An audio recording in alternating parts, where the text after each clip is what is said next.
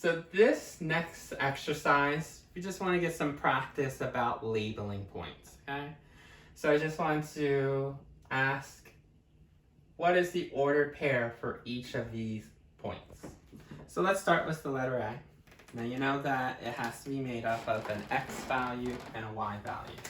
So I'll start off with our empty coordinate system, or coordinate. We need to have an x and we need to have a y. Now for our purposes here, none of these are trick guys. They're all going to be an integer. No decimals, no fractions. So for A, to get to the x, drop it down to the x-axis. Remember, this is the x-axis. And then to get the y, you have to move it over to the y-axis. Right? So this A, when you drop it down to the x-axis, is at 3. So your x is 3. And then for your y, go over to the y-axis. Remember, y is this line. And we find out that it's 1. Because you can always check by just replotting the point. Remember, the direction would be take this value, find it on the x-axis, and then the y tells you go up or down. If it's positive, go up, and it's a 1, so we go up 1 unit. That's how you double check.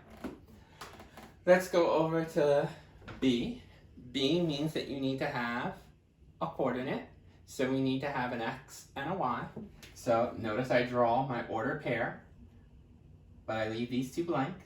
I know the first spot is always going to be my x number, and my second spot would be my y. So to find x, remember we need to go to the x-axis to get x. This is the x-axis. So draw as best you can a straight line to kind of see where it goes. You know, if you have a ruler, that will help. -4. And then let's go over to the y-axis to find the y value.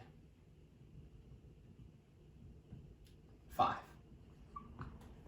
That's my coordinate, -4, 5. How did I know that's probably right? Because remember the quadrants? Quadrant number 2 was always that we should have a negative value, then a positive. And look, negative, then a positive.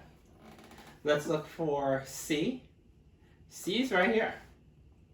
Notice it's right on the x and the y.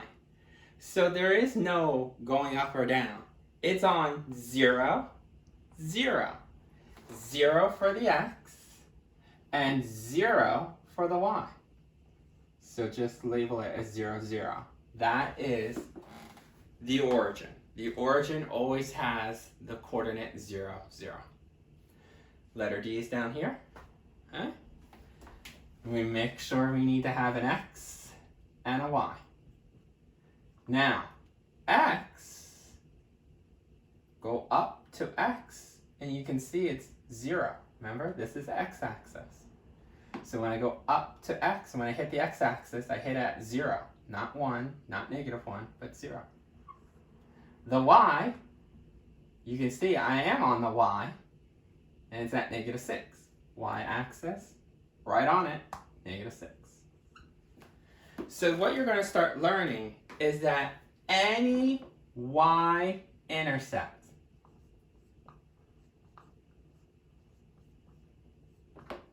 will always have 0 for the x value and a number, unless it's the origin, for the y value. So if you ever see 0 comma number, make sure you know, yep, that's going to be on the y-axis. It's a y-intercept. Let's go to E.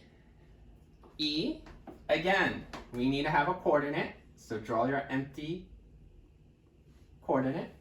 We know is x, and this is y.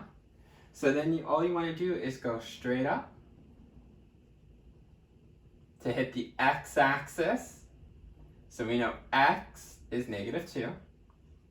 And then when I go over to the y-axis, it's at -4. And then F. Remember, that has to have an ordered pair. Now notice it's on the x-axis. So x is -2.